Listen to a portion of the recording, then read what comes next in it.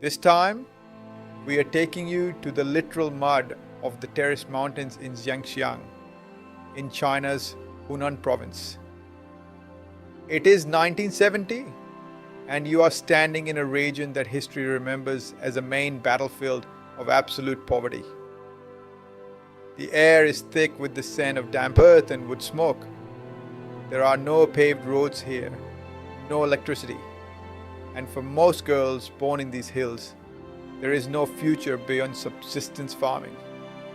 This was a place where meat was a rare luxury, and survival was a daily negotiation with the earth. In the heart of this geographic trap, a 5-year-old girl is kneeling in the dirt. This is Zhou Qunfei. Fast forward to 2026. Contrast that 1970s mud with a sterile, white, $16 billion high-tech clean room. Thousands of workers in specialized robotic suits are operating lasers that polish chemically strengthened glass with sub-millimeter precision.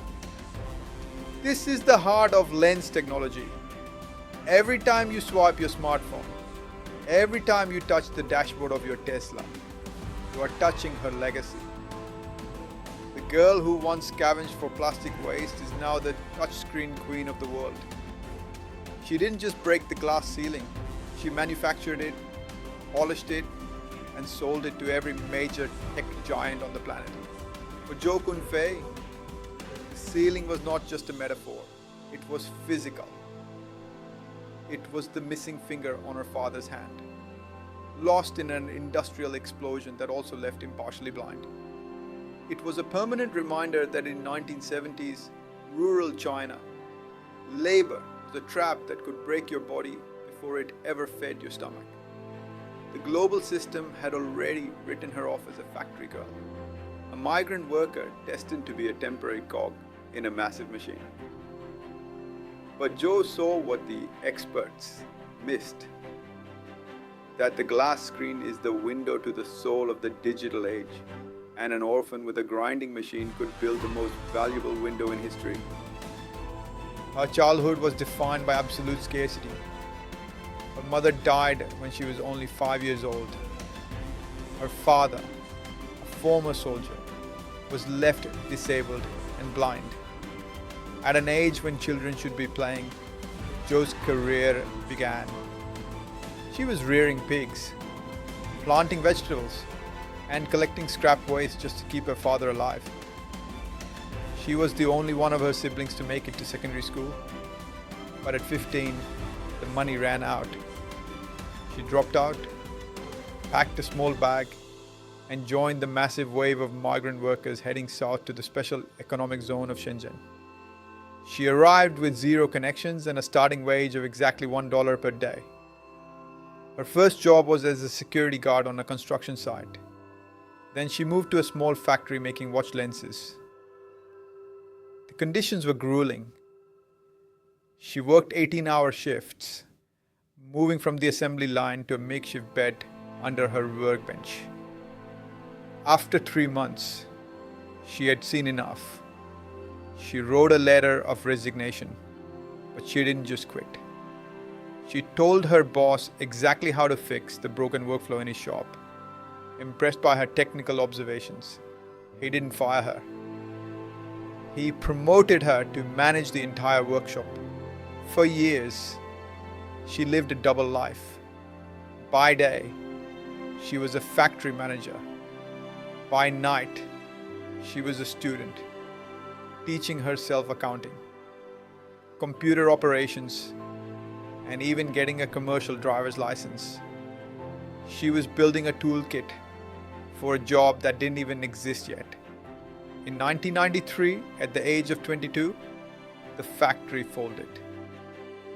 Jo took her life savings of roughly $3,000 and started her own workshop in a rented 3-bedroom apartment with 6 relatives. They lived and worked in that cramped space for 4 years, printing watch faces and grinding glass. Then, in 2003, everything changed. Motorola called. They were building the Raza Phi 3, and they wanted to switch from plastic screens to glass that wouldn't scratch. Every other manufacturer said glass was too brittle for a mobile phone. Zhou said yes, then spent months in a laboratory researching how to make glass that could survive a 1-meter drop. She won the contract, and lens technology was born. In her local Hunan dialect, they call women like Zhou Bademan, which means someone who dares to do what others are afraid of. When she was only 20, she volunteered to lead a failing factory expansion.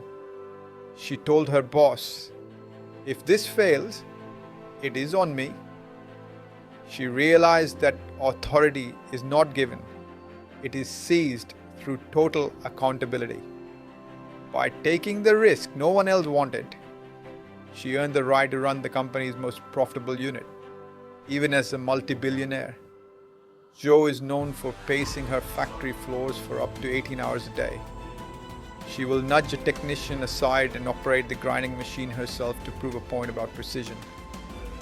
By knowing every technical detail, she eliminates the knowledge gap that competitors have between their executives and their laborers. In 2004, a rival teamed up with her raw materials supplier to squeeze her out. The supplier demanded full payment up front, a move designed to bankrupt her. Zhou sold her house and all her valuables, but it wasn't enough. She sent a 911 email to her biggest client, Motorola, explaining the predatory move. Motorola realized her value and stepped in with emergency funding to keep her supply chain alive. She learned that a deep relationship with a client is your ultimate insurance policy. Zhou invested early in the potassium-ion exchange process. This is a chemical bath that strengthens glass by replacing smaller sodium ions with larger potassium ions. While others were trying to make glass thicker, she was making it chemically superior. This specific expertise made her the only logical choice for Apple when they launched the first iPhone in 2007. She recognized early that relying only on mobile phones was a risk. She pivoted into automotive electronics and humanoid robots. By 2026, her shipments of humanoid robots are expected to rank among the top globally. She didn't just build a phone screen company. She built a high-precision material empire that supplies a Tesla, BMW, and the next generation of AI hardware.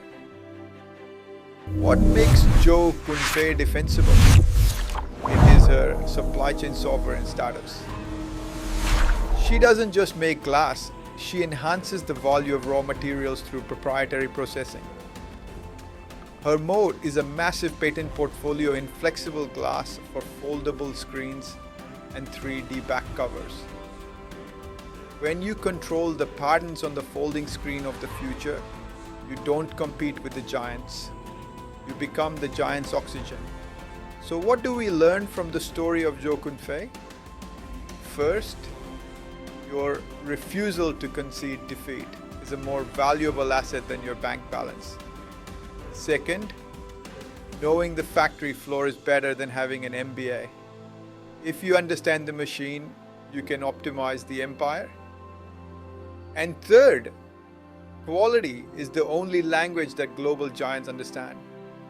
If you are the best at the smallest detail, you will eventually own the largest market. For those watching from around the world, Zhou's story is the ultimate blueprint for the modern builder. Zhou is currently worth over $15 billion. She is one of the richest self-made women in history. But she started as a migrant worker earning $1 a day. If a girl from a poor village in Hunan can build a $15 billion empire by mastering a single manufacturing detail, there is no reason you cannot build yours. The global manufacturing landscape is shifting, and the next Shenzhen moment could happen anywhere.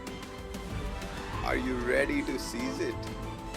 If this playbook gave you the spark you needed today, hit subscribe and join the 86,400 stories community. Tell me in the comments, would you have the guts to stay in the factory for 18 hours to master your craft? I read every single one. The pen is in your hands and possibility has no postcode. Anything is possible.